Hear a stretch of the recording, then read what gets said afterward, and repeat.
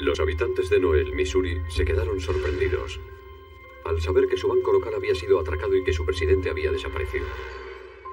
Los investigadores registraron un área de 3 estados en busca de posibles pistas. En la orilla de un lago a las afueras del pueblo, un pescador encontró un trozo de cinta adhesiva usada. De haberla tirado, se hubieran desvanecido todas las esperanzas de resolver el caso.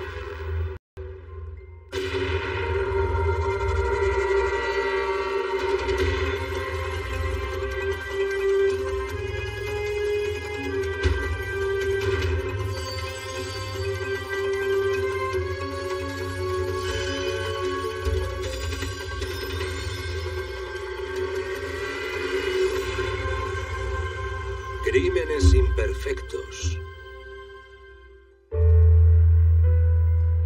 Debido a su nombre, la localidad de Noel, Missouri, es conocida como Navidad. Y una mañana de octubre, la Navidad llegó anticipadamente para uno de sus ciudadanos. Un empleado del banco local que llegaba a trabajar se encontró con la puerta principal sin el pestillo echado y la cámara acorazada abierta de par en par. A nadie se le hubiera ocurrido pensar en un atraco al Banco de Noel. Esas cosas solo se ven en una gran ciudad. Los directivos del banco descubrieron que faltaban $71.000. Los ladrones también lograron llevarse más de $4.000 en monedas empaquetadas. En el suelo del banco, la policía encontró 2 casquillos del calibre 45 que dejaron los ladrones al disparar contra la cámara de seguridad. Se buscaron huellas dactilares en la zona, pero no se encontró ninguna. Era evidente que los atracadores habían sido cuidadosos. O bien llevaban guantes o tuvieron buen cuidado de no dejar huella alguna en ningún lugar del banco. Tan solo 3 empleados podían abrir la cámara acorazada. Uno era Dan Short, el presidente del banco.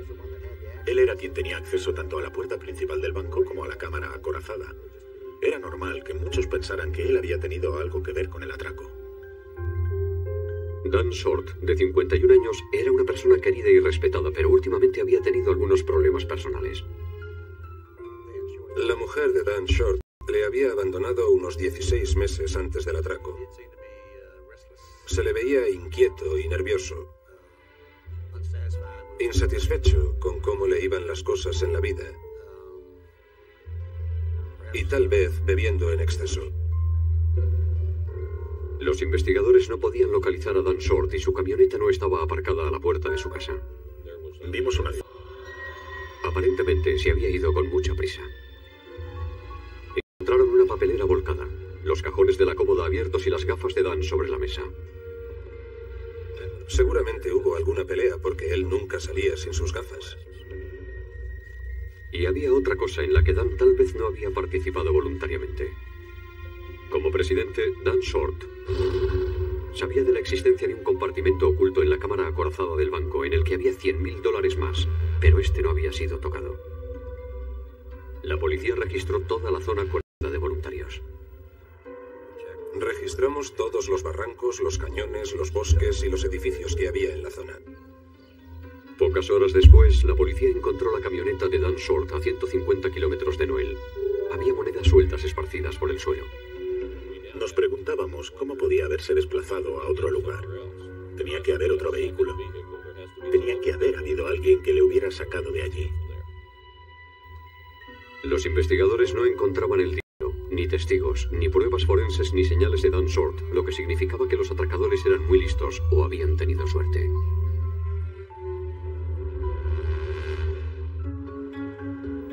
No tardó mucho en correr la noticia sobre el atraco al banco, puesto que Noel solo contaba con 1000 habitantes. Todos se quedaron impresionados. En los cafés no se hablaba de otra cosa. La gente formaba pequeños grupos en la calle hablando del asunto. 5 días después del atraco, un hombre que estaba pescando en Grand Lake, a 40 kilómetros de Noel, vio un cuerpo flotando en el agua. Era Dan Short, el presidente del banco. Estaba atado a una silla con cinta adhesiva. Alrededor de la silla y sujetando un bloque de cemento, se veía una cadena que servía de peso. Pero no fue suficiente para impedir la fuerza ascendente causada por los gases del cadáver. Nos encontrábamos ante el peor de los crímenes, privar de la vida a un ser humano. El señor Short habría dado con gusto todo el dinero del banco a cambio de su vida, pero eso no les bastaba a aquellos individuos. El médico forense encontró agua en los pulmones de Short, lo que significaba que había sido arrojado al lago, con vida. El consenso general era que las personas que habían cometido ese crimen eran unos auténticos desalmados. La cinta utilizada para atar a Short a la silla fue enviada al FBI para ser analizada. Robert Webb empleó calor para separar cada trozo cuidadosamente. Después, analizó cada uno de ellos para ver si procedían del mismo rollo. El espectrómetro de infrarrojos nos dice cuál es la composición química del pegamento que lleva la cinta adhesiva. Me dicen de qué material está hecha la cinta. Las pruebas revelaron que cada trozo de cinta era de la misma marca. El paso siguiente fue como un rompecabezas, pues Webb intentó unir los 60 metros de rollo comparando los cortes y los extremos de la cinta. Los trozos de cinta adhesiva eran de muy distintos tamaños. Unos muy cortos, de unos 15 o 20 centímetros, y otros, en cambio, eran de casi 1 metro. Empezando por el primer trozo que fue arrancado del rollo de cinta, pude comprobar que procedía de la muñeca izquierda. El segundo trozo procedía de la muñeca derecha. El tercer trozo procedía de la boca. Y los trozos más largos procedían del pecho, los brazos, las piernas y los muslos. Pude estudiar toda la cinta y descubrir dónde había estado cada trozo y en qué orden, de forma que no tuviera posibilidad alguna de escapar. Pero faltaba un trozo. Un trozo de cinta adhesiva se separó de los demás que había en el agua y se alejó flotando. Los investigadores se preguntaban a dónde habría ido a parar el trozo de cinta y por qué no estaba en la silla. La noticia del asesinato de Dan Short generó numerosas llamadas de ciudadanos preocupados. Alguien informó que había visto una camioneta marrón aparcada en el puente del lago la noche del atraco al banco. Otra persona de las que llamó dijo que había oído a 2 hermanos, Joe y Shannon Agofsky, hablando de dinero. Me pareció que Shannon Agofsky estaba presumiendo de ser el joven más rico del condado o algo parecido. De hecho, tenían armas del calibre 45. Permitieron a los agentes del FBI que probaran sus armas para comparar los cartuchos con los del atraco al banco, y resultó que no correspondían a sus armas. Los familiares de los Agofsky dijeron que los chicos estuvieron en casa la noche del atraco. Después de interrogarles, quedaron descartados. Parecían dispuestos a colaborar y tenían coartada. La policía descubrió que 2 ladrones convictos, Billy Ray Hankins y Larry Wayne Hankins, estaban viviendo en Noel por aquella época, pero ambos tenían buenas coartadas. Habían atracado varios bancos. Nunca habían secuestrado a nadie, pero sí habían atracado bancos y esas cosas. Sin embargo, su madre les proporcionó una coartada.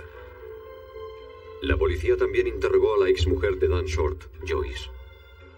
En los casos de separación de un matrimonio como este,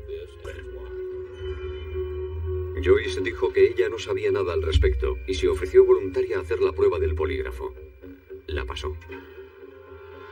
En 2 programas de televisión diferentes se habló del caso y se pidió a los que supieran algo que se pusieran en contacto con la policía. Gerald Elkins encarnó el papel de Dan Short en la reconstrucción televisiva. Me lanzaban desde el puente y cada vez que iban a lanzarme yo me agarraba a la barandilla y ellos me decían: Gerald, tienes que soltarte de la barandilla y fingir que estás asustado. Y yo les decía que eso no era un problema porque estaba asustado de verdad. Los programas generaron cientos de llamadas, pero ninguna resultó útil. Los investigadores necesitaban pruebas forenses porque en ellas la pista de los asesinos se estaba perdiendo rápidamente.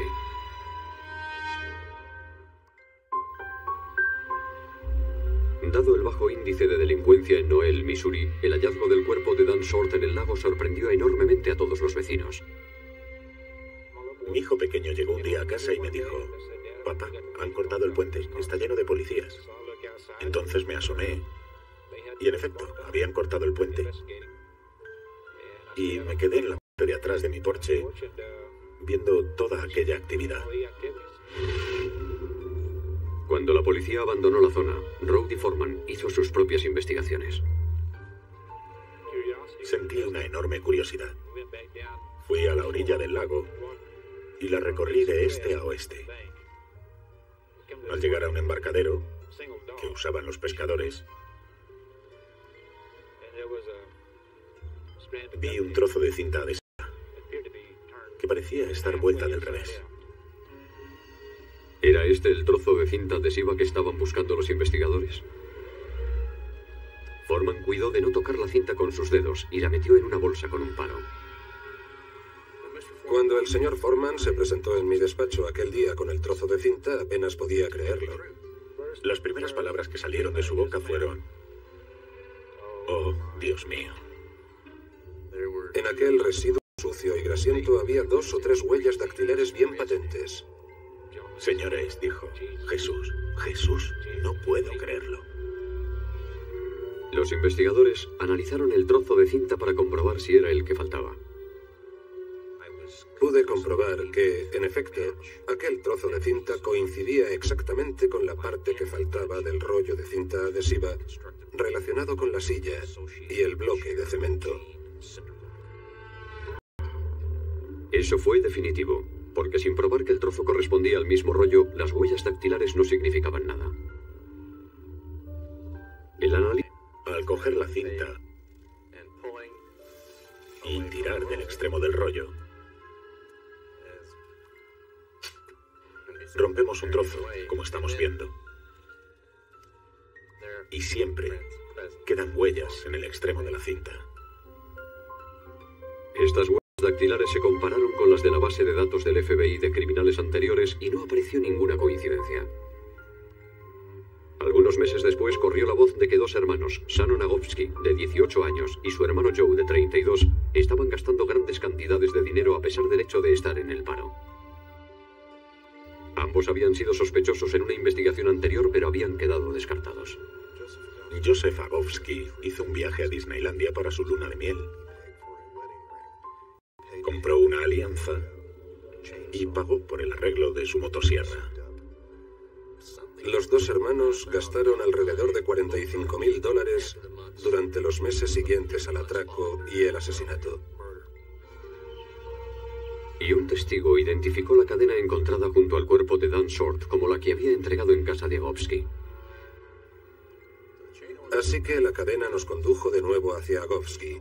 Esta vez nos concentramos en los 2 hermanos, creyendo que al menos sabrían quiénes habían sido los asesinos o si ellos mismos estaban implicados. Por entonces no sabíamos cuál sería el caso. Y había otra coincidencia. La madre de Agofsky tenía una camioneta marrón similar a la que un testigo había visto en el puente del Grand Lake la noche del crimen. Y otro hombre contó a la policía que había visto a Agofsky limpiando las balas antes de cargar sus armas. Esto ocurría días antes del atraco. Y la explicación que dieron para ello fue que si alguna vez los cogían haciendo algo, ni en las armas ni en la munición de las mismas se encontrarían sus huellas. Era posible que un par de ladrones que se habían preocupado de eliminar sus huellas de los cartuchos cuidadosamente hubiesen dejado sus huellas en un trozo de cinta adhesiva.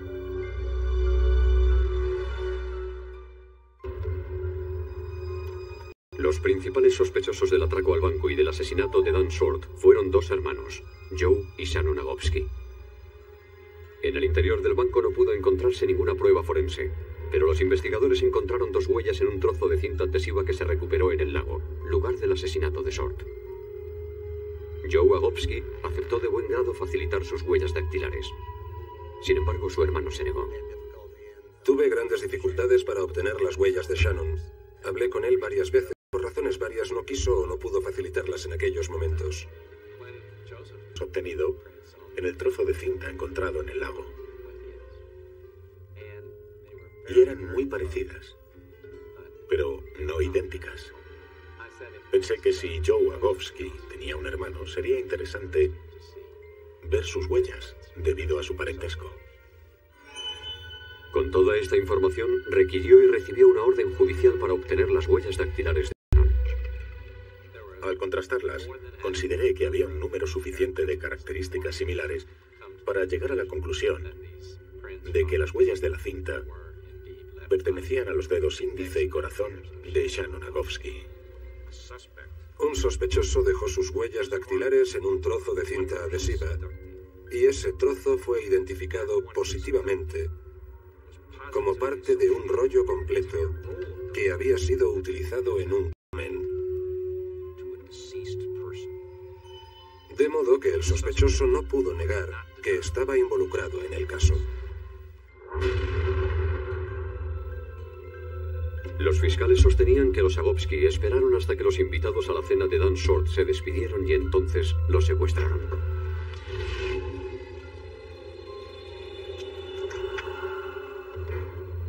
Short abrió la cámara acorazada del banco, pero no mencionó a sus secuestradores nada sobre el compartimento secreto dentro del cual se guardaban $100.000. Después, los hermanos abandonaron la camioneta de Dan y lo ataron a una silla que habían preparado con anterioridad con el bloque de cemento y la cadena.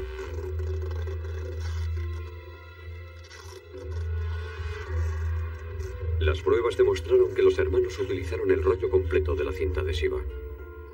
Y Shannon, sin darse cuenta, dejó sus huellas en el trozo de cinta que fijaba los tobillos de Dan a la silla.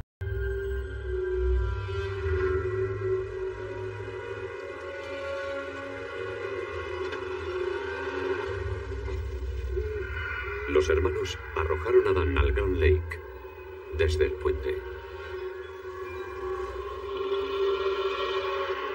Cuando se produjo este hecho, se rompió uno de los ejes de la silla soltándose un trozo de la cinta adhesiva que sujetaba los tobillos de Dan. La corriente del lago arrastró el trozo de cinta con las huellas de Shannon Agofsky hasta la orilla opuesta. Y allí fue donde un voluntario lo descubrió unos días más tarde. Me pregunto qué hubiera pasado si nadie hubiese encontrado las pruebas, la cinta adhesiva y las huellas en la cinta. Me sorprendió bastante que un trozo de cinta adhesiva que había estado sumergido en el lago durante varios días todavía conservara unas huellas dactilares. El hecho que más me impresionó y que nunca lo arrojaron al lago como lo hicieron. Eso es algo que se ha quedado grabado en mi memoria. 3 años después del crimen, Joe y Shannon Agofsky fueron juzgados y condenados por el cargo de atraco a un banco. Ambos fueron sentenciados a cadena perpetua. Pronto tendrían que comparecer de nuevo ante los tribunales por el asesinato de Dan Short. Sin duda alguna, la cantidad de información que Robert Webb facilitó sobre los trozos de cinta adhesiva abrumó al jurado. Tuve la oportunidad de presentar el rollo reconstruido de la cinta adhesiva, exhibirlo en toda su longitud ante el juez y el jurado, y de esta forma demostrarles que el primer trozo había sido arrancado del brazo de Short y que coincidía perfectamente con el último del rollo de cinta adhesiva. Shannon Agofsky fue condenado por el asesinato de Dan Short y sentenciado a una segunda cadena perpetua. El caso de Joe Agofsky acabó en juicio nulo porque los fiscales optaron por no condenarle, puesto que ya había sido sentenciado a una cadena perpetua por el atraco. Sin las pruebas forenses de este caso, no hubiéramos podido identificar a los Agofsky, y mucho menos llegar a condenarles. El hecho de utilizar cinta adhesiva constituye probablemente una de las cosas que más lamentarán. Aunque yo no estuve en el lugar de los hechos, sí lo estuvieron las pruebas, que fueron las que demostraron toda la secuencia